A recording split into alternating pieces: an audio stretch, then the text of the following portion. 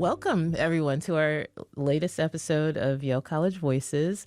And here today I have Corinne Coia, who's the director of Yale College Wellness Programs, and also Vanessa Blas. Her pronouns are she, her, ella. And Vanessa is a Woodbridge Fellow for the Good Life Center. So welcome today. Thank you for coming, and I'm so happy to have you here. So I'm just going to read your bios, and then we'll just get right to our conversation. So Corinne Coia is the director of Yale College Wellness Programs. Corinne provides oversight and leadership for the Good Life Center and the Yale College Community Care Program. She loves working with students through a holistic lens to help support them through their unique life challenges. She has experience working with members of the LGBTQ plus community and has extensive experience working with topics such as stress management, mindfulness, sleep, body image, and athletic-specific issues. Corinne earned her master's in social work and a bachelor's in kinesiology from the University of New Hampshire, where she was a member and captain of the women's basketball team. Corinne currently resides in New Haven with her wife, Elizabeth, their daughter, and 2 dogs. Corinne enjoys hiking, home renovations, and painting and photography. So I can't wait to talk to you about that. And Vanessa Blas is the Woodbridge Fellow for the Good Life Center during the current academic year, 2023-2024. Vanessa graduated from Yale College in 2022. Congratulations. With a bachelor's in anthropology, and recently received a master's in public health at the Yale School of Public Health. Awesome. Her work as a student focused on advancing health equity in various communities, particularly in the areas of mental health among adolescents in American Samoa and Black maternal health in Waterbury, Connecticut. She's also passionate about promoting wellness on campus through community building and strengthening, as she was a chief aide and graduate affiliate for her undergraduate residential college, Timothy Dwight. Woo! All right. And Vanessa also enjoys cooking, running around New Haven, reading new books, binge watching countless sitcoms, and spending time with her family and their new dog, Freya. So welcome to you both. Thank you both for coming here today. Yeah, absolutely. So as you know, I just love to get to know staff. And it's so funny that you've been with Yale College for quite some time, but we haven't crossed paths ever, right? Yeah. So, and I always bring that up in the podcast because, as you know, during our recent staff meeting in September, we talked about our DEIB survey that we ran earlier this year. And some of the comments from the survey were really interesting. Like, a lot of folks expressed feelings of loneliness and isolation, especially during the pandemic. And now that we have lots of staff who are remote or fully remote or hybrid, it's really difficult to try to connect. Like, you have to really make an effort now to connect with folks. Whereas, you know, before we'd see each other on campus or, you know, lots of meetings in person, you know, in the elevator, you know, or the break room, that kind of thing. And, you know, now we just don't get to see each other as often. So it's really hard to get to know new staff, especially for folks who've been here for a while. You can't see people anymore except for Zoom, but it's not, I don't know. For me, it's not the same, right? Not the same. So yeah, I'd love just to start off if you could tell me a little bit about, you know, what brought you to Yale and your current roles, and you know, anything else you'd like to share about your background. So we could start off with Corinne. Yeah, awesome. Thanks so much for having us too. Yeah, absolutely. So I guess my path to Yale has been a little bit longer. I'm so excited to be here. I absolutely love, you know, living in Connecticut in this area.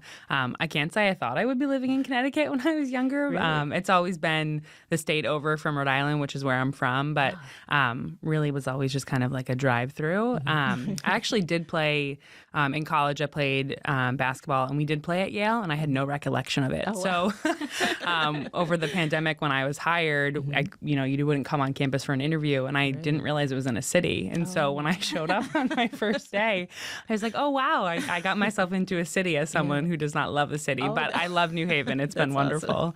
Awesome. But yeah, I guess my path has been a little bit longer. I originally, I always tell this story to students who I'm working with that, you can go into college and think you're going to do one thing, and then you end up doing something completely different. Right. So when I entered college, I thought I wanted to be a math professor. Oh, wow. And so I went in with a math major, and I also was playing basketball at the same time. And playing Division I athletics is really intense. Yeah. And so I remember being in classes being like, I don't know if this is what I want to do. Really? I remember sitting in like my first year and being like, this doesn't really seem to be kind of doing it for me. I ended up transferring to University of New Hampshire, and when I transferred, math wasn't really an option, thank God. And so I went and did kinesiology because I had thought, okay, maybe I actually want to coach. I want to play professionally, so like this feels interesting to do something with sports. Yeah. And then I think through a lot of other circumstances, I started getting more interested in just mental health in general. So as a college athlete, I had lots of injuries. I had probably like 4 knee surgeries and a back surgery during my time. And so what happens when you play college athletics is that your coach can ask you back. It's called a redshirt year. You get extra years of eligibility. And so I, by circumstance, had 6 years of eligibility, which was rare at the time. Now with the pandemic, it's actually pretty common, but you have to go through extra, like the NCAA has to say it's okay. And so I had all these extra years. So I was like, what do I do now? I feel like I should get my master's, but I have no idea what I want to do. And so, again, I tell people this as I giggle, but the MSW, which is Master's in Social Work, I thought, I don't have to take the GRE. I don't like taking tests. I think maybe this would help me coach. Yeah. And so I got into the MSW program there while I was playing, which is a lot. Yeah. And I remember my first class, I was like, wait, I could do like mental health work. This is pretty cool. That is cool. At the time, I was really kind of seeing a lot of my teammates. I was a captain at this point, seeing them struggle. I spent a lot of time in the training room, which is where you like rehab all your injuries. And I was like, wait, does everyone realize how bad mental health can be for student athletes? Like really seeing people struggling. I was like, who's kind of dealing with all of this? And so it was really just circumstances of being in the MSW program, doing clinical placements. I made all of mine, so they were about athletics. So, and I can talk more about that, if you want, but that's totally how I got into this and really loved it. I think I got into math because it was very like, okay, this happens and that happens. And when you think about mental health, it's not that, it's not like that.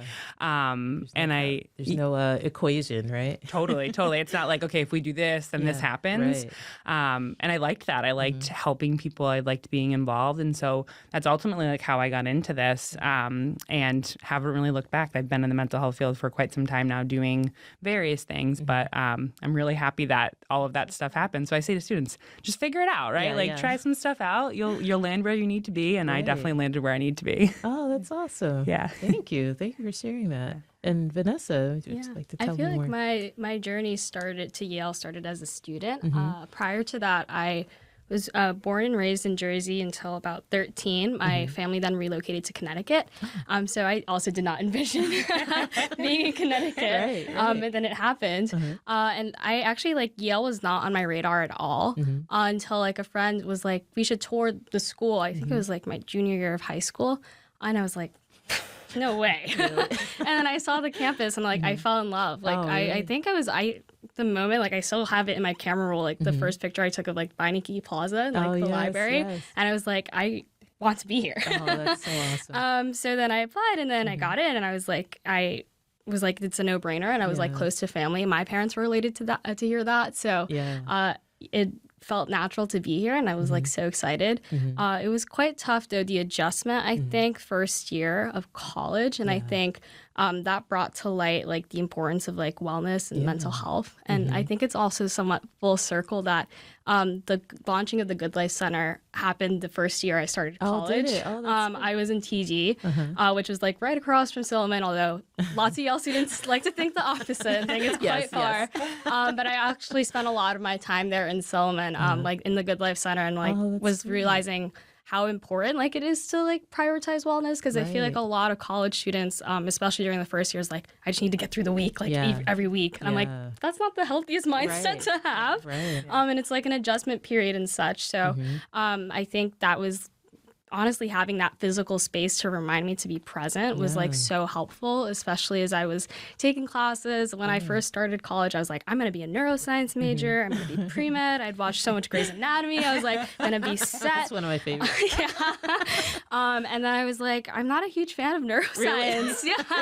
I took, I think it was the spring semester of my first year, I took a global health course and was realized like this is kind of what I love about like medicine is like learning more about the stories behind like what a person's health is and how they conceptualize health and like how like their environment, surroundings, and social support systems like promote that.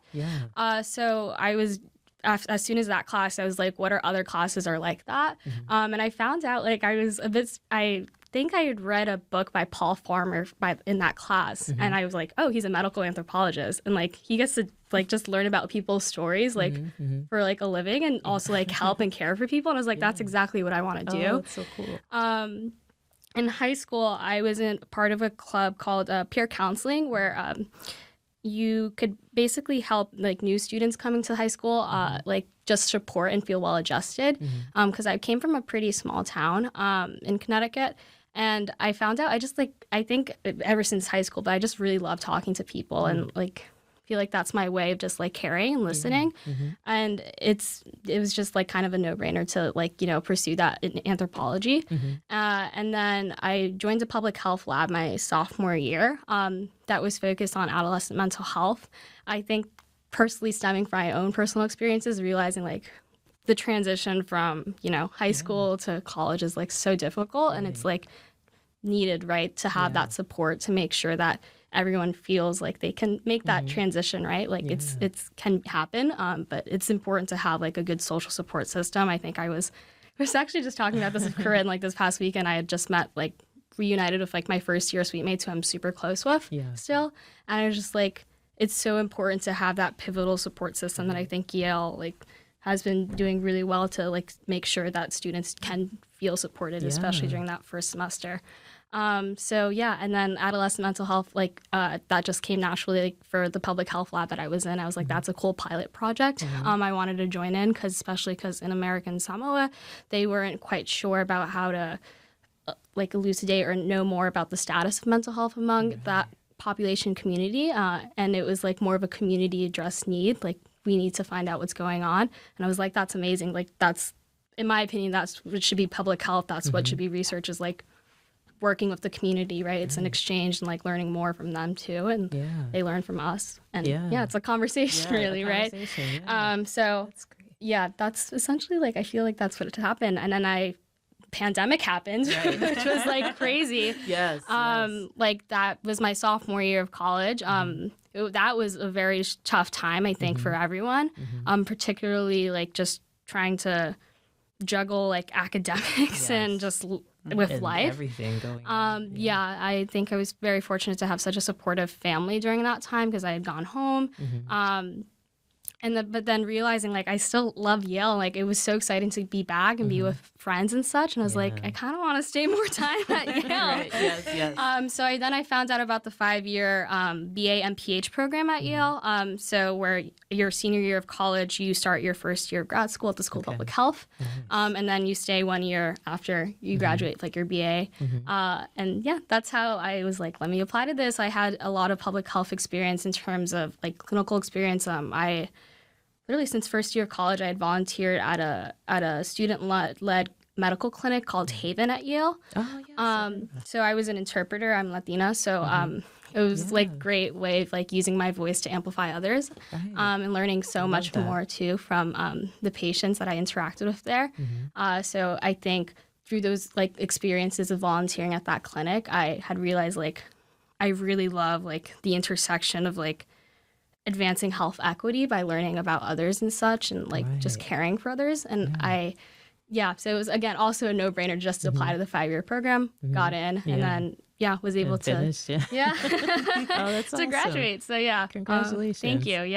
So then and then again I wanted to stay another year. I love to stay At forever. Yale, and I was like, yeah. the Good Life Center is like had helped me so much, and I was again, it felt very full circle to like also contribute and help when they had helped me a lot during my undergrad experience. So wanted to do that for others. Oh, that's amazing. That's an amazing story. I love that. And yeah, like you said, full circle, something that helped you through a difficult time that everyone went through. You know, I can't even imagine trying to get through school during the pandemic. I have a 20-year-old, and so I know it was a really difficult time. The isolation where it was, immediate, just literally, I have a 20-year-old and a 10-year-old, and it was like, pick your kid up from school, and then that was it. Yeah. And that was a really tough time. And and I love that it's like you couldn't get away, it pulled you back in. I'd like her to stay here forever. Yeah, that is so awesome. And I think it speaks to how much great work, which I'd love for you to talk more about the Good Life Center too, how much great work we're doing.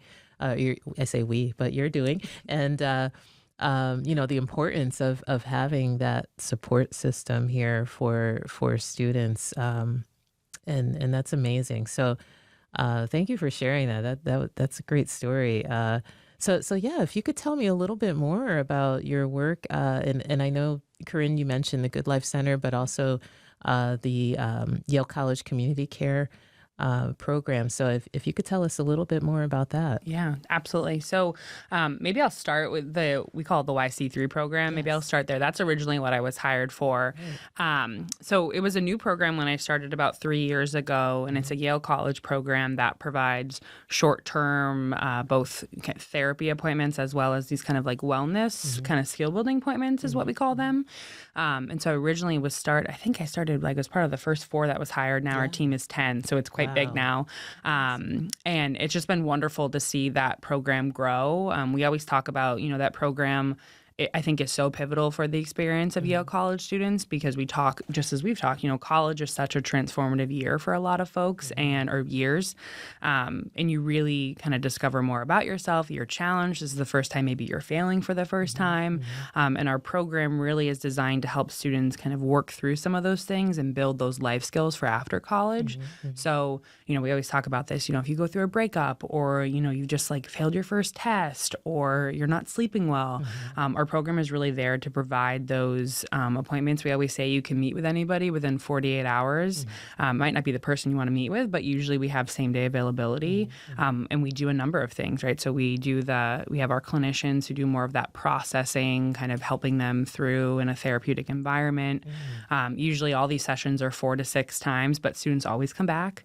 Then our wellness specialists on the other side, they do a lot of this like skill building that I think has been really missing in the college mental health area, particularly, right? Like therapy is so helpful, but those life skills around sleep, time management, stress, relationships, like there's really a skill-based component that yes, therapists can provide, but we are actually finding more and more now that we're getting quite busy on that half of the program because, if you're not sleeping or you're having an issue with your roommate, like there's actually some support there for you. So the programs, we've just exploded over the last few years with appointments, with programming. I think we've had about like 5,000 one-on-one appointments in the 3 years we've been here. And that is like continuously building the program. We did not start with 10. And so it's just been really wonderful to see like a university invest in something like that, and B, to have the program be so highly utilized. And I have to just give a shout out to our staff. Like they are the most incredible people ever. We've hired a wonderful group of folks who I think meet students where they're at, who help provide kind of, if you need to talk about what's going on at home, we got got you. If you need to talk about what's, happening in a class, we got you as well. So it's just been wonderful to work with those folks. It does not feel like a job whatsoever. Really? And I think, too, we've partnered really closely with The Good Life, and I think that's where my position kind of came from, of marrying these two to some degree, with knowing that, okay, The Good Life Center in our eyes is really the student well-being facing center on campus. YC3 does a lot of their programming and workshops with it. They're separate still. But even The Good Life Center over the last few years, that's even exploded post-pandemic, of providing spaces for students to rest, to reset. I think there's so much in this, college culture, Yale culture around not resting and staying up all night. Yeah, Gosh, I don't know how people do that. I know. But I think, remember those days. Yeah, I'm like, I would never go back to those days. I don't even know how I did it. But it's been really great to provide spaces for students. We also are expanding into other places. We just opened up a satellite space over at the Divinity School. We're in talks with a lot of other graduate and professional schools. So it's been great just to expand both programs, because I think, unfortunately, right, like mental health is, fortunately and unfortunately, it's a big thing that happens for students. And so it's been really great. I feel lucky every day to do this work because our student body is incredible. But I don't know, Vanessa, what would you add? You do a lot of the day-to-day with Good Life. Yeah, I think you summed it up perfectly. I think it's really just having that physical space. I think we talk about a lot. I think just reminds students to be to just, I feel like we're always running back to and for, back and forth to different spaces. And I remember even as a graduate, both a graduate and undergraduate student, I was I need to find a space to study, and then one of our spaces in the Good Life Center is the offline oasis. It's a tech-free space. And I know sometimes the students don't like it when I tell them hey, this is a tech-free space, but it's always I feel like it kind of reminds them to hey, not everything has to be on your phone. You don't have to be on your phone constantly, always checking the email inbox, what's happening or whatever. It's nice to just unplug for a bit. It is, everything's grounded in evidence-based science, right? There are benefits, health benefits to just recharging a bit, and taking that time to focus on yourself and not constantly having to be thinking about what I'm going to be doing the next few minutes. Exactly.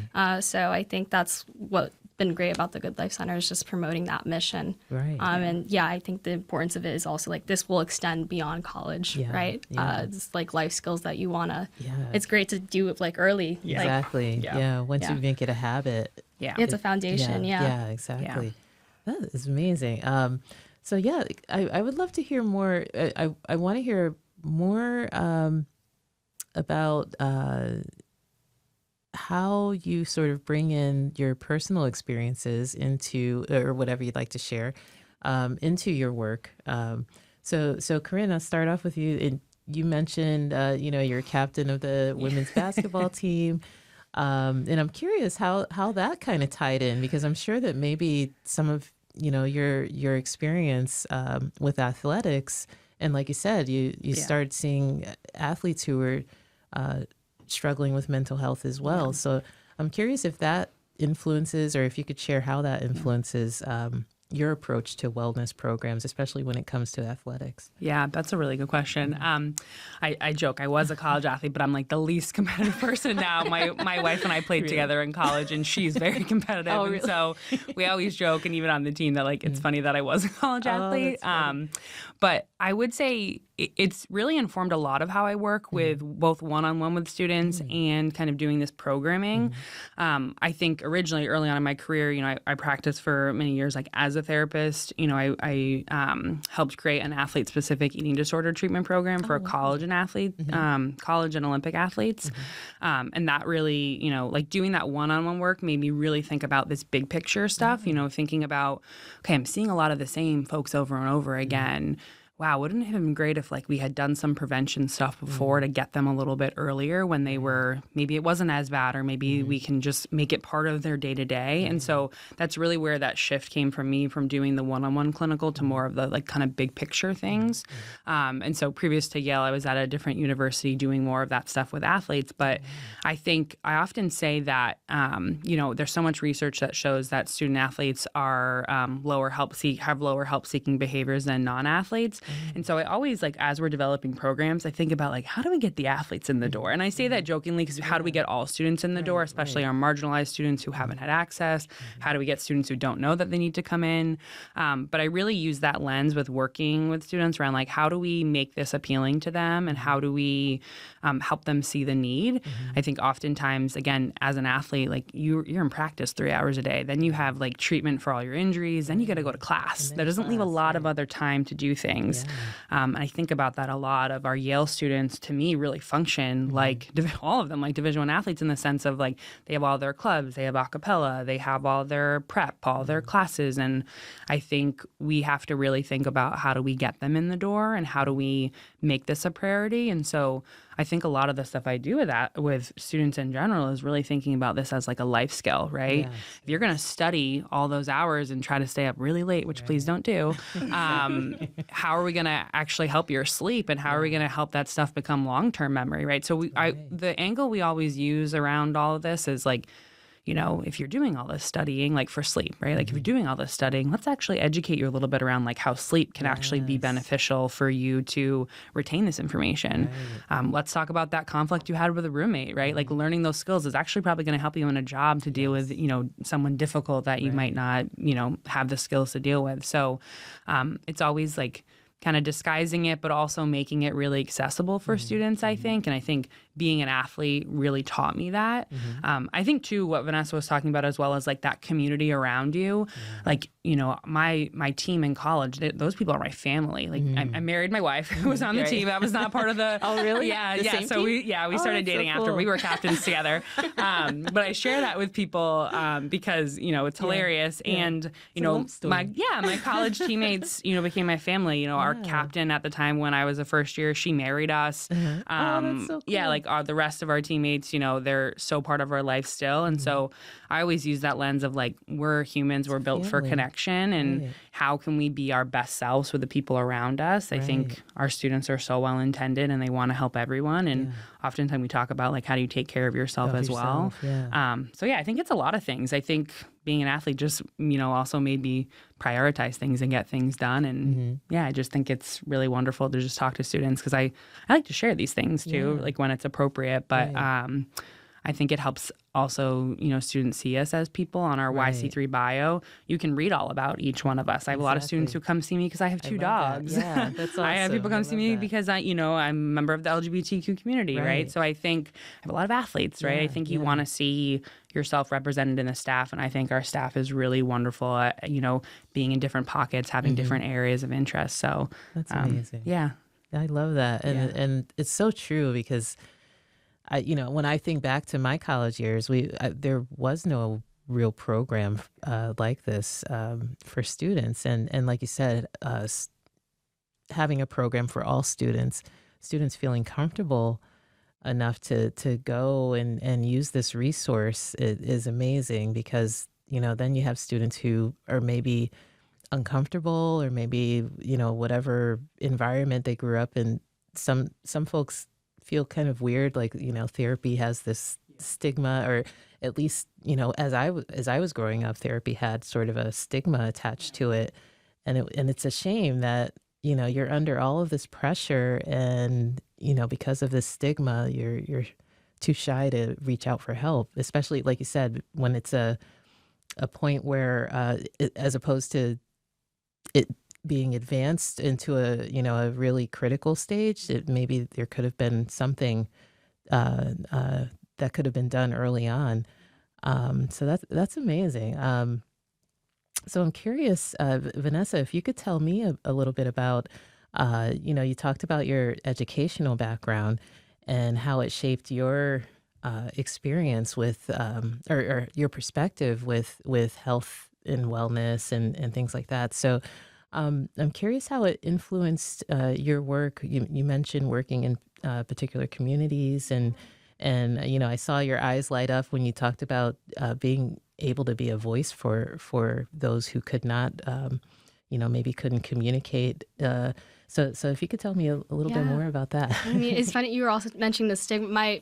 My thesis for both undergrad and my graduate thesis was on mental health stigmatization. Wow. So I'm a very huge advocate on like decreasing, like minimizing that stigma and like promoting especially with the Good Life Center work, like just showing like wellness like is all encompassing, right? It doesn't have to be just like what my thing is like, oh, seeing a therapist, like I have to see him. Like that would be great if you would like to see a therapist, but there's also other options. Other stuff, so that's like what the really amazing thing about the Good Life Center, I think, too, is like it for some students it might be the first time that you're like encountering what wellness might mean to you or like what wellness even is, right, on a broader scope. So just finding out like what that might entail. Like the Good Life Center has so much varied program of like yoga. We do with collaboration with YC3 workshops on like sleep science and nutrition and stuff. We work with a registered dietitian from Yale Hospitality who has those workshops. So just showing like there's different facets to wellness. And I think that's something with like my educational background is just showing that there's so many like varied perspectives that we should incorporate and like in mesh, right? To make sure like everything's like everyone's voices are like being met and heard and like what they might be looking for can be, you know, met. And to be able to contribute to that. I think with working with different communities, I think just personally, like as a Latina, like just seeing like witnessed and like also especially as my time working as an interpreter, just seeing like the very unfortunate large like health disparities within like historically marginalized communities, and recognizing that like as someone who's bilingual and has like a passion for health, like I can help like bridge the gap to make sure that it's more like healthcare is more accessible for others, for families, friends, and those in like the broader community. Like that is my like would dream of mine, a vision that I would love to aspire to like accomplish in the future. And I just think that's to make someone else's life just a bit less stressful, I think is like what I would love to, you know, achieve. I think that's just so fulfilling to help others and like kind of just sometimes when I'm working with my student interns and stuff, like I try to like make them feel better, give them snacks and stuff throughout the day or give them swag. They love Good Life Center swag. And just like giving them time to also just like talk and like decompress a bit and just kind of seeing their shoulders like just relax a bit is just like such a like nice feeling. I was like, at least for like a few seconds in this day, like I know like you all are busy, but just to have a few like moments to just like to yourself and like reflect like, oh, this is like one thing I'm like was happy that happened or like was grateful for, I think has been like something that's it's been fulfilling to do these past few months, but definitely something I feel like I had learned as I like interpreted for the clinic. I did like a public health internship as part of my program where I worked with a local nonprofit in Waterbury. They're great. Waterbury Bridge to Success. It was a Black maternal health initiative to help promote Black maternal health. And, you know, it's a very serious issue in this country, unfortunately. So just increasing awareness about it and also seeing how we could drive policy change about that. And the importance of that, of just like, again, amplifying other people's voices, right? And recognizing my positionality, right? Like as an ally, like not a Black woman, I have to find out like what are the needs and like how can we help amplify that and make sure their voices are being heard, right? And not just that, but like how do we advance beyond that, right? That's just like, okay, action. We got, exactly. We have the one foot in the door, but let's kick down that door, right? Let's like be at the table. Let's actually like get change like enacted and stuff. So I think that was like kind of like through like the years of like volunteering and doing social justice work, just recognizing it's more than just amplifying the voices, but just like actually enacting change so that they don't need to rely on others to amplify their voices in the first place, right? Like so that they can like address like this is voice their needs and have it be addressed like should be immediately in my opinion. But you know, so I think that's something that I have always been like passionate about, and I feel like the public health program was like perfect for that because public health, like you've center equity, right? That's the end goal. That's the mission. Like if you want to advance health for like all communities, you have to focus on equity and diversity. So absolutely.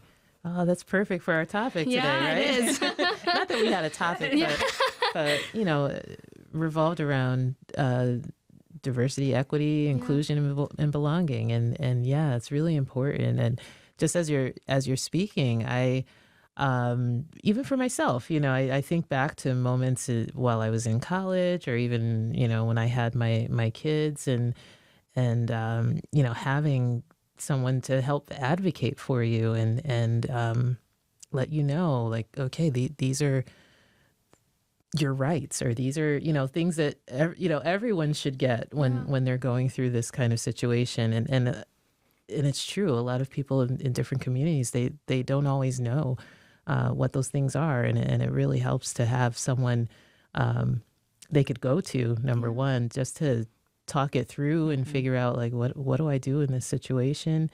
And it's so important, again, going back to, like you said, the stigmas that are attached to wellness, and I was guilty of it in college. I had some all-nighter study sessions and things like that. And when I think back, I have no idea. I have no idea how I got through the day. But yeah, it's like this weird assumption that, okay, you're in college, you should be, sleepless and do, juggle all of these things and activities and do, have a job and do all these things and all of these expectations that you have. And it's so important to, like you said, just to take time out and it's like slow down a bit.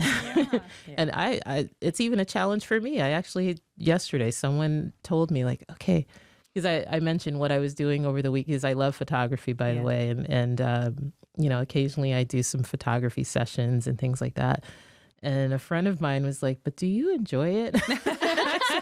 Well, I said, that's a good friend. Yeah. I was like, it has its moments, but no, you're right. I said, there are certain reasons I do it. And I kind of took a step back from it, actually, because it was infringing on my weekends, with my kids. And I started realizing, like, I need time to just, disconnect and be with the kids, or do, we went to the pumpkin patch and, all that kind of stuff. So yeah, I think it's so important. And then even going back to what you said, like how understanding how, there's a domino effect with sleep. Yeah. And, mental health, how you interact with people. I have a whole story on that because I actually went through a phase after I had my younger son and I wasn't sleeping. And then once I realized I had a sleep apnea and then, all these things that once I got all of that under control, and it was like, oh, I could do all this other like you stuff. were breathing again, right? Yeah. I mean, we always say, we're like, wouldn't it, we kind of like advertise it to students, like, we have this magic fix that helps you focus better, retain your information. Yes. You'll feel better. Right. Like, what is it? And we're like, it's sleep, actually. Sleep, yes. Yeah. It totally, it has a domino effect. And once I started, I started focusing on that. And then it just seemed like, oh, all of these other things kind of fell into place. I mean, not perfectly, but it definitely helps. So I'm totally on board with that. I totally agree. So I'm curious, Corinne, I wanted to ask you about, like, maybe some of the most common challenges you've seen students experience in addition to sleep. Yeah. If you could talk to us a little bit about that and just how the two programs address those issues, even though we kind of covered a little bit of it. But I think some of the most common stuff, I mean, I would say like our big three are just stress in general, right? The ability to manage all the competing demands, stress like with stuff back home, relationships. So I would say stress is a big bucket, but I would also say relationships with folks, right? Like whether that's roommates, whether that's romantic, whether that's friendship. Like I think that's becoming increasingly something that we're seeing more of. And I think that's just an interesting thing that relationships are always part of our life. But I think coming out of the pandemic, having to socialize more, the social energy, like all of those pieces. And I would say particularly me, and I think that's maybe my bio, but I see a lot of sleep stuff. I think there are times of the year where it becomes more relevant and less relevant. But I think right now everyone's starting to get sick because their immune systems are down. They want to figure out better ways. I've had students ask me, so I only have 4 hours to sleep. So how do I maximize that? And I'm like, that's such a great question. And I think let's figure it out. Let me know. And so I would say stress, relationships, and me personally, sleep. I think too, all of this though, it's like developing your identity in college, figuring out like what you want to do. So right now I feel like we're seeing those three, but it's always like at the end of the year, it's like career stuff, internships. What am I going to do? But I think one of the things that is great about the program is that we try to, yes, we have our one-on-one appointments in YC3, but we try to do a lot of programming to meet some of the other needs that maybe we're not seeing, but know are relevant. So we had 3 group therapies, one that happened this semester. One was for FGLI students, one was a Black student support group, and the other one, why am I not remembering what the other one was?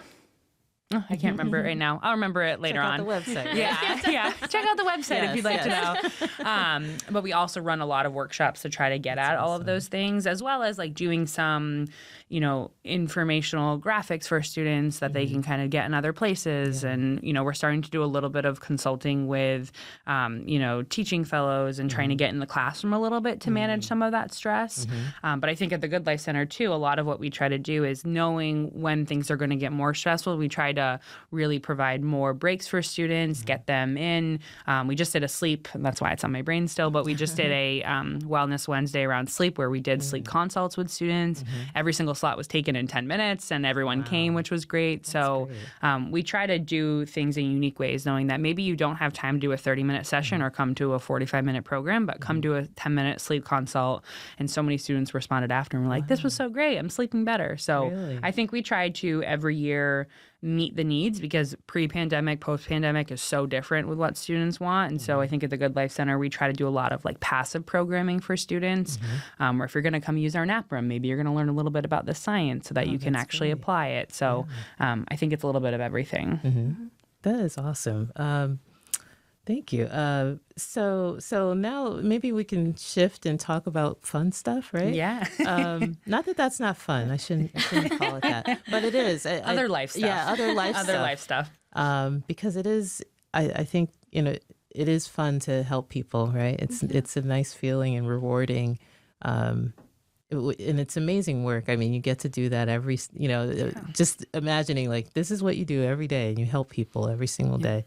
And you probably, you have these long-term effects on their lives. That's been a common theme throughout the other episodes. It's just, your impact, even if it's a few minutes, and you just talked about having 10 minutes, and your impact could be a lifelong impact, that someone just remembers a conversation that they had, and okay, I'll try this, this tip, or I'll try this method or whatever, and that's amazing, and I think it's just, important to remember that as we all interact with each other, that just a few minutes can have such a long lasting effect, and realizing how important that few minutes can be.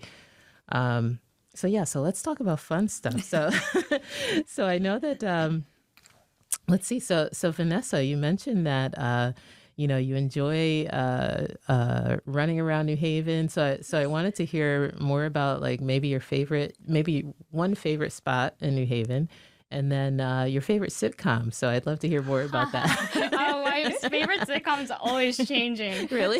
Yes, it honestly is, because Vanessa's very into like pop culture. Really? Yeah, I'm a consumer of pop culture. Are you? Anything entertainment wise. Nice. Including couple news. So I always love learning about what's happening with celebrity couples for some reason. Yes. With the running trail.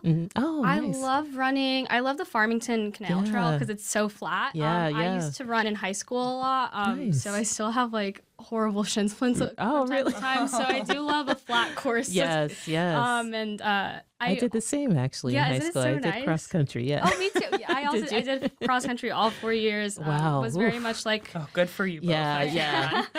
And I only did cross country because I wanted to be on the track team. Oh, really? And at the time, for whatever reason in my high school, they did not have the track team. So they were like, oh, just do cross country. And I'm like, I'm a sprinter. I'm not a long distance runner. Yeah. Wow. My coach always wanted me to do track. I was like, really? I really? do not like the opposite. loops. Really? I think I go insane with loops. Really? So I kind of, luckily, like where I lived, it was Brookfield, Connecticut. There was like lots of trails. Like right behind our high school was like the woods. So it was kind of nice to be able to run that. And like trying to get back into it. it. Like I was just in New York City this past weekend, saw the New York City Marathon. It was just so inspiring to see people Isn't that run. amazing? Yeah, amazing. How they do it. But I do find for running trails, the Farmington one I do a lot, and then I always find myself always just going back to East Rock. Like no matter, I've moved to different parts of New Haven these past few years, and I always just like it's just such a calming. Like I feel like whenever I'm stressed, I'm like I just run Just to go East there, Rock really. and then back, and I was like, I feel so much better. Oh, that's great. That's great. Sitcom. So I feel like one that always like makes me feel warm and I always watch it is Warm is like a funny place sitcom, but it's honestly The Good Place I think is very Really? I haven't watched that yet. I'm doing my first watch of Seinfeld actually currently. Oh, interesting. And I realize why people now quote it all the time. Why they love it, yeah. It's hilarious. So I think that's currently my favorite one to watch. Yeah. And just interesting perspective to see like before my time, how people communicated with each other, just seeing a phone. A phone call, I was like, no one has a text or anything. It's like, this all could have been avoided if you just sent a text. You go, wait, that's not a thing. So, that's currently my favorite. Yeah. Isn't that interesting when you think back, because obviously I work in IT, and so I was in the interesting phase where I remember what it was like before texting and having even having email. When I started college, that was like brand new. So, and it was funny. I remember I worked in the computer lab in college, and I ran across they were called bulletin board systems. I'm probably dating myself for all the IT people out there, but I literally felt like, what am I don't know. Where is this going? What's going on? I'm talking to someone across the world, and it was such a strange new world, because like you said, a friend of mine, we were just talking like, how did we connect if we had to meet somewhere? Yeah. And it was always like, you had to like make plans and like stick to them and show up on time. Yeah, show up on time. Have a map. A map. Yeah. Oh, I remember. What was it? MapQuest. Yes. That. We'd go to basketball tournaments. Exactly. We there was a meme I saw. It was like we traveled like pirates, because. Because you had to print a map in advance, and God forbid you turned off, took a wrong turn. Yeah. You could be off in Neverland forever. But it's so interesting. And the reason I asked about sitcoms is, I was curious about, you help students with, coping methods and things like that. And just, how do you bring that home? Like, what do you use to sort of get through the day or take moments of, peaceful moments and detach and watching sitcoms, watching right? stuff. I was also Abbott Elementary is also one of my favorites. Oh yes, I love that show too. I watched that honestly when I need to. I was like, oh, it's so funny, so funny, yeah. Yes. and like the students like on that show are just so cute, and it makes me feel so much better. It does. That one's a good one. Yeah, but I think I think watching stuff, cooking, I've definitely gotten into a lot more. You're a chef. You're a chef in the kitchen. And I think that's been a great way to kind of remind myself of home. Yes, I cook a lot of cooked a lot more Peruvian food, like meals as opposed to Puerto Rican ones. Like, my mom doesn't listen to this.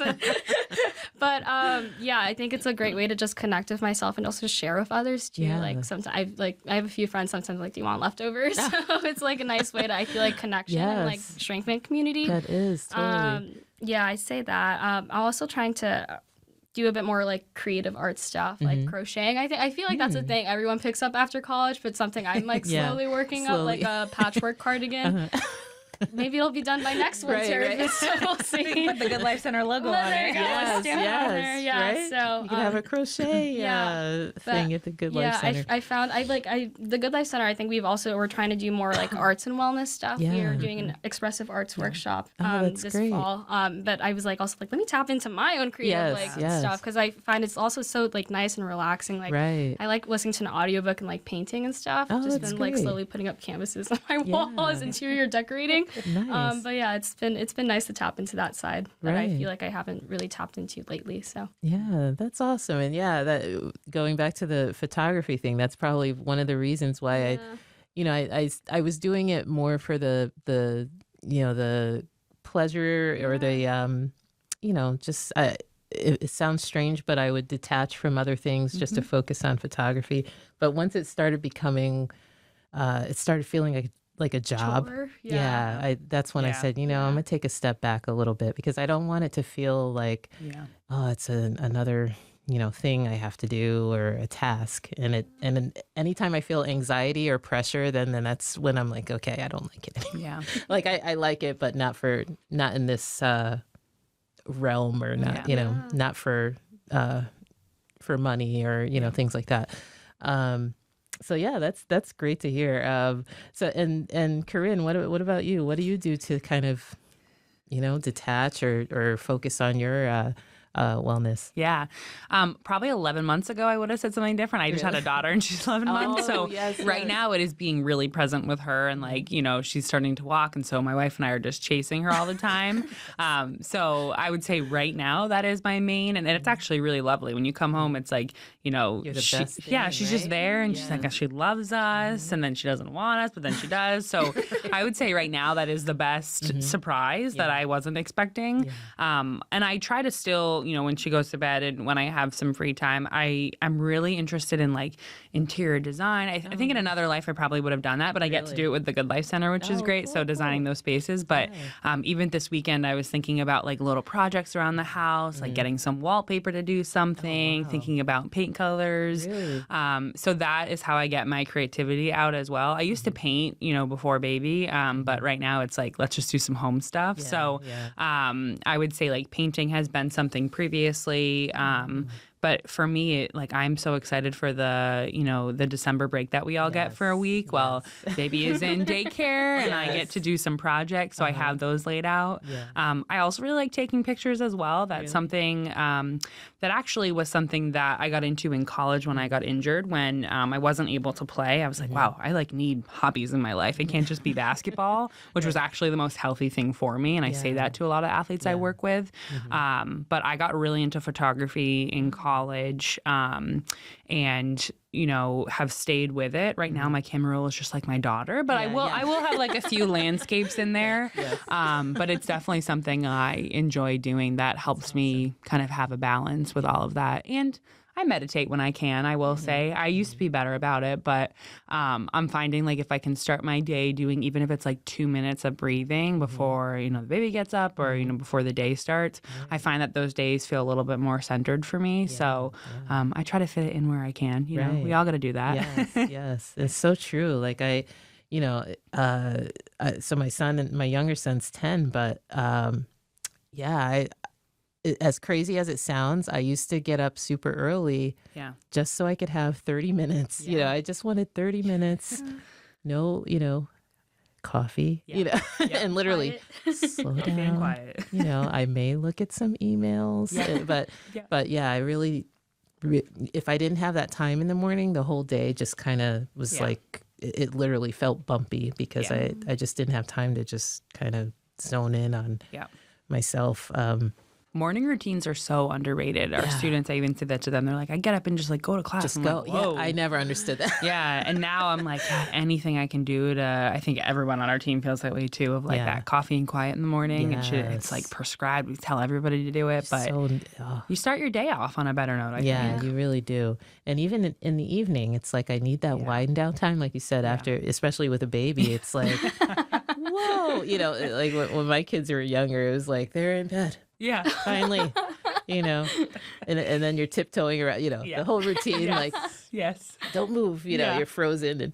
And, but it is important. And we forget sometimes because you get into this cycle and sometimes I have to remind myself just to kind of like, okay, tone it down a little bit or take a moment, or even, I've used to have, and I still do, I have an issue with saying no.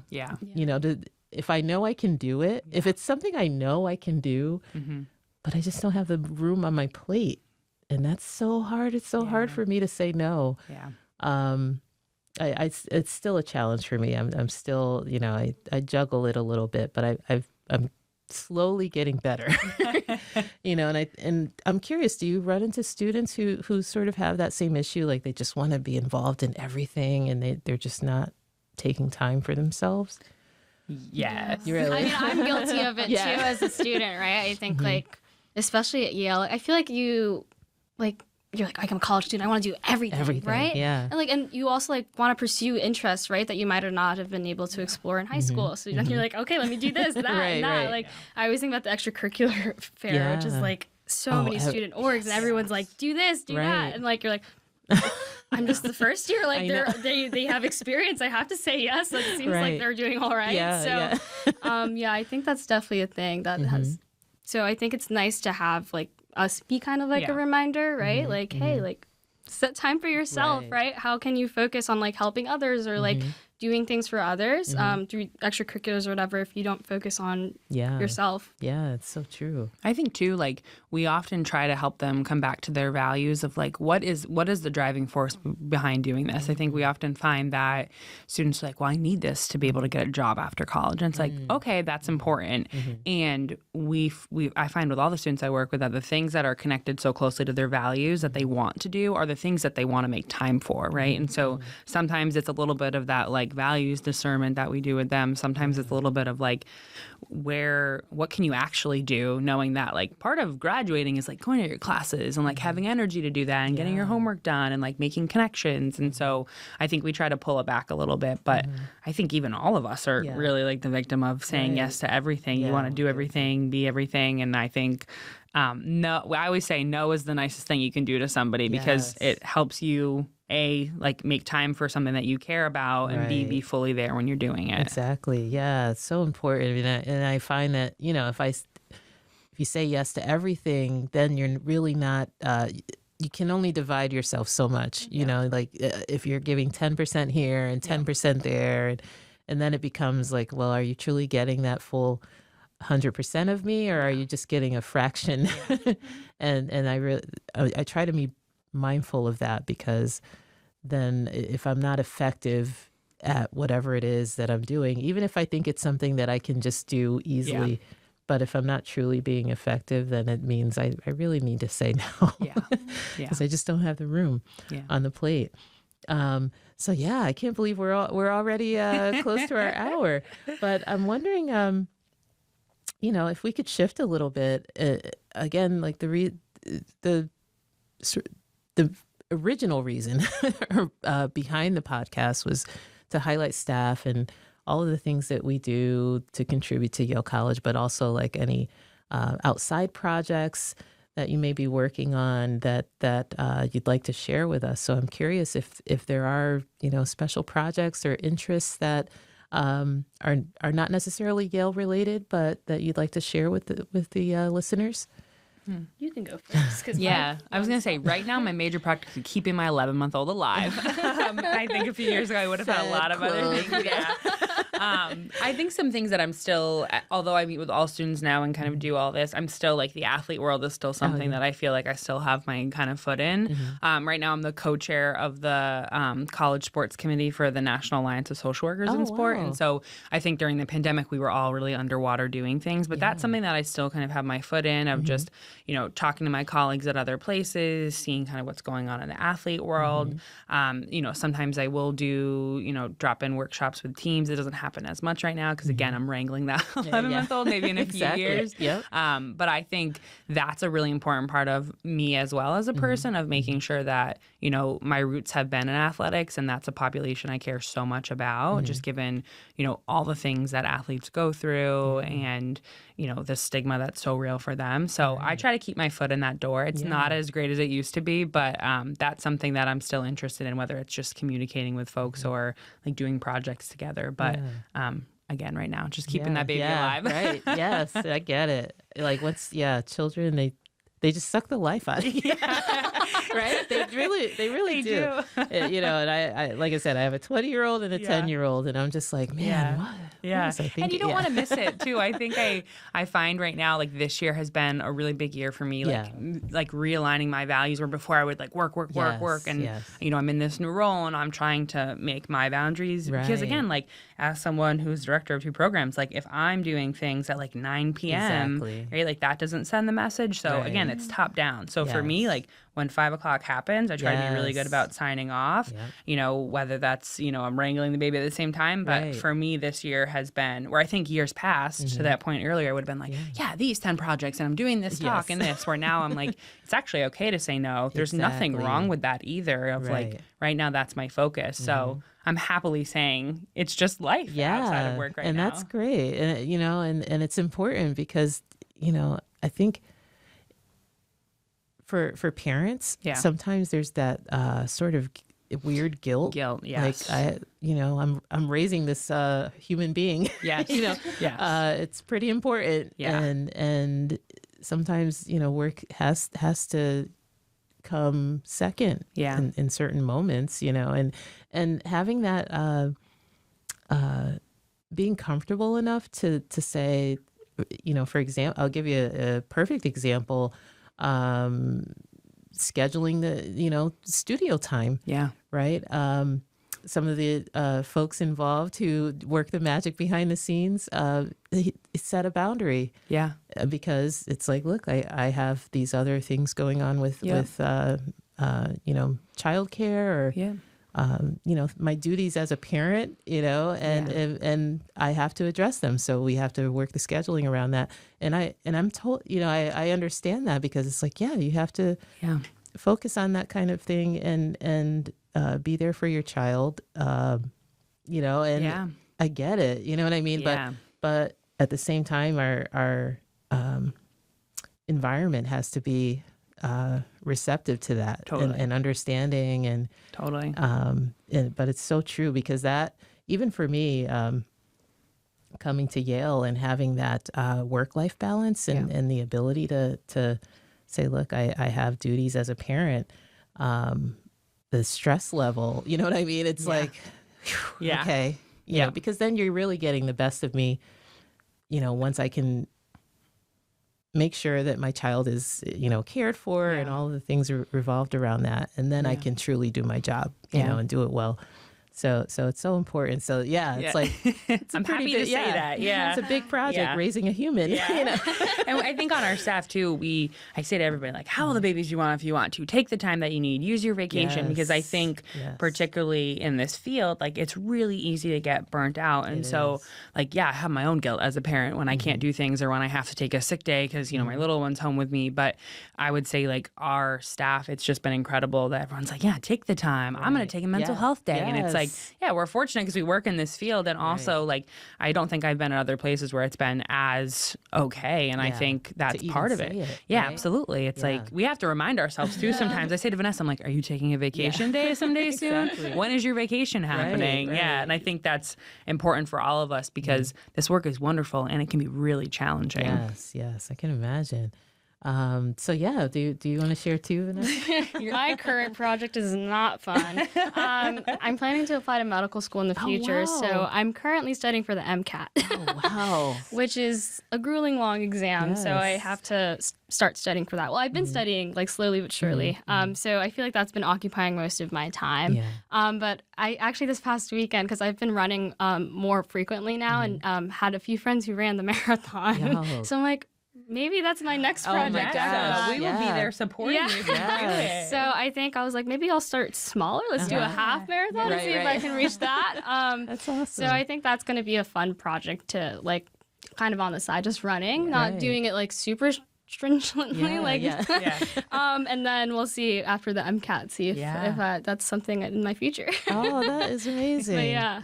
But best wishes to you on that. But even going back to the running, so it's when I talked about the whole sleep thing and the domino effect. You know, I had my younger son, and I like, you know, ballooned during that time, and you know, the lack of sleep was just a cycle. It was like affecting my health, and then once we figured all of that stuff out, and then I started going to the gym, and I got, you know, worked with a trainer. With things that I never intended to do, right? But my trainer wanted me to do a 5K, and I'm like, no, I don't. Did it in high school. Don't want to do it again. Thank you. Thank you for knowing. So I did it, and it was funny because the first one, long story short, my dad had passed away that year, and I was like, this is for my dad, and it was hard. It was hard. But the exhilaration of finishing, was amazing. And then I said, I think I'll do another one. It's like that same year. Yeah. You get like, wow, this feels so good. And I was like, I think I can do this, because Corinne's like, what are you saying? Never ever. right. Because I never thought I'd return to running ever after because I had shin splints and all that stuff. Like and I injuries, was, I was kind of nervous about doing it. But, and then I did the second one, and it was funny because as I was doing it, and I didn't train, but I prepared and everything. I was like, I could do this, and it felt pretty good, run and then coming through the finish line. So yeah, you have to share with the staff when you do this. I think I'm gonna commit to it too, because Absolutely. You said it on the podcast. Well, I said it. I know you said it. So actual I'm gonna be looking for it. Yeah. Yeah, you have to now. I was telling my friends, like, you should do it. So now here's the physical. Awesome. She's committing to it. Yeah. I love that. Yeah, please keep us posted because I can't even. It did so much for me, like the just mental wellness. Like it really. I don't know. At the time, it just transformed me because as when women have postpartum, and again, even that for someone to even say that might have been an issue, had a stigma. There's stigma around it, and it's like no, but it happens more frequently than you realize. Like and I'll be honest, I didn't even know. Yeah, what it was. Yeah. I just figured, I'm sleepy. I have a baby. Yeah. I have work, and you have all these things going on, but again, you don't realize that cycle, that your lack of sleep, and all these things that are happening, and then movement, exercise, it really has an amazing effect on just the whole thing. So. I can't say that enough. And I know that we're over our time, but I wanted to talk about a little more. I wanted to hear a bit more from you in terms of, we know that you help students, right? But do you see areas where, like you said, you mentioned kind of creating a safe space for your staff to say, you need time. You have to take time to focus on yourself, or just take a day off. Like sometimes I'm like, I just take days off to veg. Yeah, you should. If I just want to sit on the couch with the remote and that's it for the day. So I'm curious, where do you see some opportunities for things to change in terms of staff and how we address our wellness and mental health? Are there things that you think could maybe change slightly in terms of how it's addressed, whether it's in your, department or, the university as a whole? Yeah, I think that's a great question. I mean, I know this is like maybe we're speaking into an existence, but I think it would be great if we actually had days that were called our mental health days. I know right now we have flex days, and that's really great, and I like that to be used that way. But I think sometimes, on our team, we talk about that all the time. I'll give a shout out to Ricky on our team. He's so great about all of us making sure we take time. So, everyone's great on the team about doing that. But I think just the way that it's happened with us organically is to just use those days as our mental health days and saying to each other, like, hey, you've been working a lot. You've been doing, sometimes we have night programming. You're doing a lot right now. On our team too, this has been something we've done from the beginning, but because we are so student facing, we have things at night. We do flex our time during the day to account for it, and we hold each other accountable, right? I think part of that is just we're all in the mental health field. We see how important it is, but I would say too, like even my bosses are so great about like just making sure that we're taking the time that we need when we do, but I would love if those days would switch, or maybe it was like one day was specifically a mental health day. But then I think though it brings up of like, do people feel comfortable actually putting that in? And so I think it's like a top down around like having conversations around why this is important and normalizing it, I think can be really beneficial. Because I think too, right, like we're the ones who are supporting students, and if there's such a stigma for us in the workplace, right, I think that there's some work to be done there as well. So you know, my wife's in human resources, so I always tell her that. She does something different in there. Yes. But, you know, I think first step would maybe be doing a little bit more of like normalizing taking a mental health day and providing those possibly, right? But I get there are lots of other things that go into it. Right. Yeah, absolutely. And it's so important to not feel like things are going to fall apart just because you took a day off. And it's not right. I truly feel like it's not right to feel that you can't take a day off without an email or a phone call coming through because there's this urgent thing that has to happen. And it's a shame that in some cases that's how things operate right now. But yeah, I would love to see a time where, you know, literally if it's not a, life or death situation, that you can take the time and no one's going to bother you. Yeah. I think too, like we normalize on our team of like when we go into our busy times of the year, we normalize like plan some days after it, right? Like plan some days off, like coping ahead. Right. Like I know, you know, I even say that to staff of like, if you know you have a hard season of your life coming up, or you know that like the holidays can be triggering for you, or, you know, all those things, like planning ahead and taking a little extra time.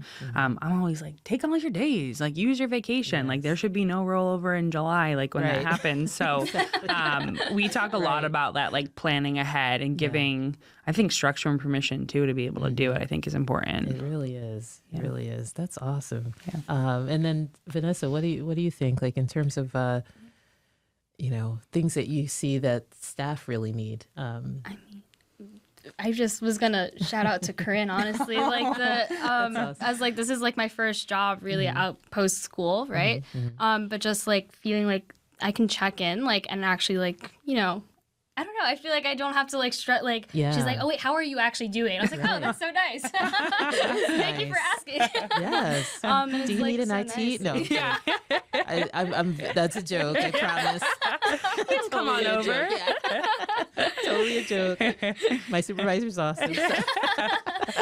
That's great. But having that and like being like with YC3 too, because I like we're the only staff for the Good Life Center. Yeah. Vanessa and I are in it. Yeah. Really? So it's nice to awesome. connect with like other like collaborators and partners, right? And like still feel like very much a part of that team and like community. That's great. So I think just having that like support system and like making it feel very inclusive, I think is just so important, because like you were talking about like the feeling of loneliness and stuff that other staff members might be feeling. So just finding the time and like carving that intentional time to actually build community and like feeling like of connection, because I also feel like that just boosts like your morale, your morale, and like want to like be productive and like work and like help others. Absolutely. So I think that's unfortunate. So shout out to Corinne. That's so nice. That is awesome. Well, I think too, like one other thing I'll add is that like we make time during like work to once a month we get lunch all together, because we have offices all over. We see each other a lot via Zoom, but we really make sure that we plan things. Like we are having like, what are we calling it? Like our snowflake party or something. Like we're doing like, I think it's really important. I know that sounds like pretty fundamental of like getting together, but I always find that like we all do our best work when we can make relationships with each other. I like really, a lot of the way that I kind of operate is on this idea of radical candor around like you have to be able to care deeply for people to be able to, I mean, this model is like challenging, but really like work with people. And I think that like, work's really important, but like if you have something going on in your life, it's really important for you to take that time.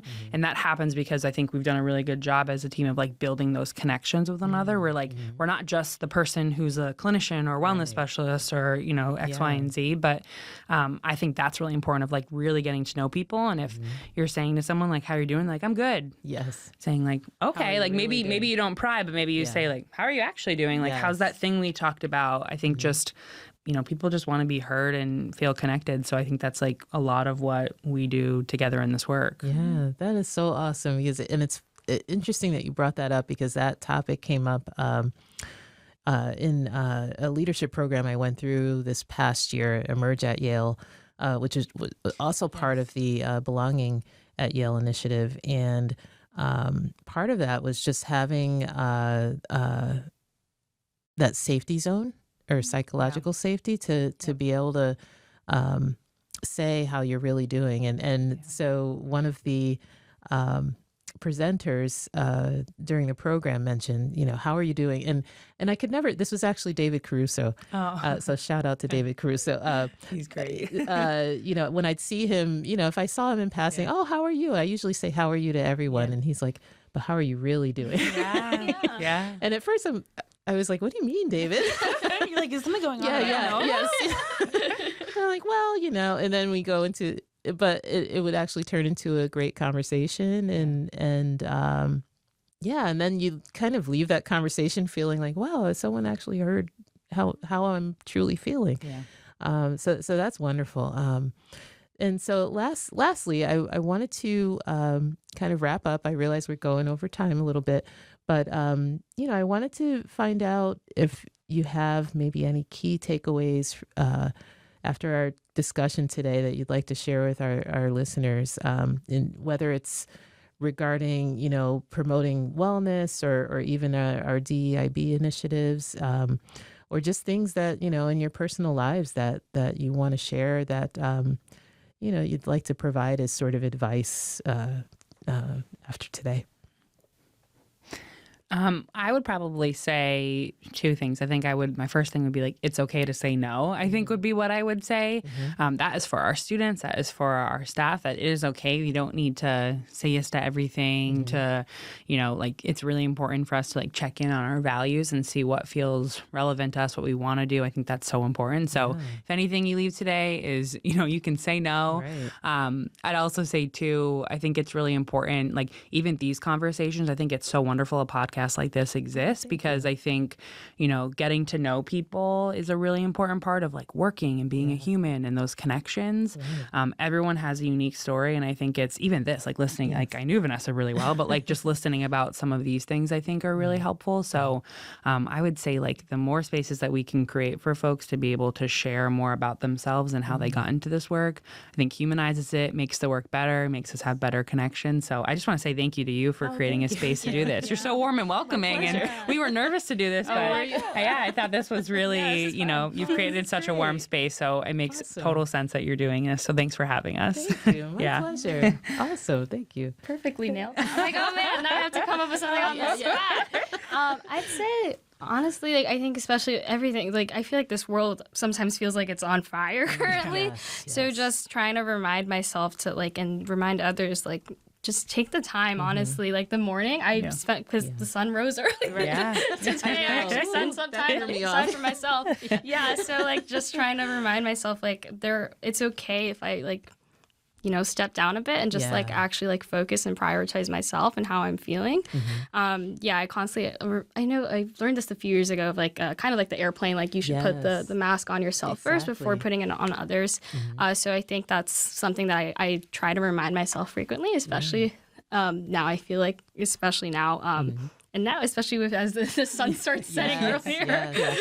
So that's the thing. So I'm going to try to be more mindful of still maintaining my connections and friendships that I truly value, I think. And I think that's a good reminder to do that for others as well. I know it could be a lonely time of the year as well as we approach the holidays. So just trying to focus on yourself, I think, is so important. And realizing hey, what do you want, to prioritize? What's one good thing that you're going to do for yourself today? Right. Yes. So. And that's so important. And I love that. one, just even if it's just one, a few minutes. Yeah. One good thing. Pouring that cup of coffee. The coffee, right. We all thought the same thing. We need to get coffee. I get a little, I'm not fancy, but there are little things I buy at home that I'm like, this is for mom. Yeah. This is mine. This is just mine. Yep. No one touch it. It's mom's coffee syrup, and I really need it. You need that. You deserve that. Exactly. But yeah, it's so true. Just one little thing that you can do for yourself. And it's amazing that we forget, we forget to even think of that, small item. So that's awesome. And I appreciate you both wrapping it up into a nice little package for me.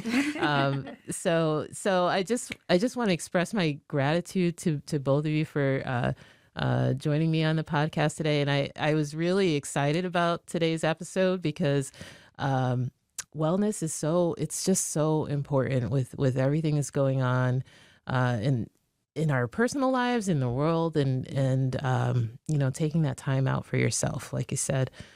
So I'm really thankful for, sharing some time with you this morning. And hearing more about the Good Life Center and your work with YC3, that's also awesome because I think it really ties into all of our initiatives and it's really important. So I just really enjoyed recording with you today. This was awesome. And just seeing your passion behind the scenes, even though when I first read about the Good Life Center and YC3, I could read about your work, but it's different when you talk to the people who are doing this work and seeing your faces light up, when you talk about helping people. And, I just truly think it's amazing because, like I said, that one impact you make on someone can be a lifelong impact. And to me, that's amazing to think, it sounds kind of corny, but when I do photography, I'm always thinking, oh, I'm taking this picture today, but this could be their picture in their homes, for years and years. So it's like that little tiny, piece of whatever I contributed carrying on. So I think the same thing for you all. It's that tiny piece that you pass on, which is amazing. So thank you again for everything. And I thank you for your support and coming today. Of course, I have to plug the podcast. Yes, plug it. So, you can find us on Spotify, SoundCloud, and Apple Podcasts. So just look for Yale College Voices. Our Instagram is Yale College Voices. You can find us on there. I have a little social media team of students who post little clips from our conversation. So we'll post this episode in the coming weeks. I'm hoping before the winter break, so look out for that. And I don't know if you want to mention the Good Life Center website or any other resources. Yale.com. Yeah. And all students get our newsletter every Monday. You don't have to subscribe, so they all get that info. It came out 32 minutes ago. Oh, nice. Check it out. Hey, yes, absolutely. Well, thank you both again. It was a pleasure. It just felt like part of some wellness today because it was just nice to chit chat. So thank you again. For today. Our one good thing. Our one all good of thing. us. Right. Awesome.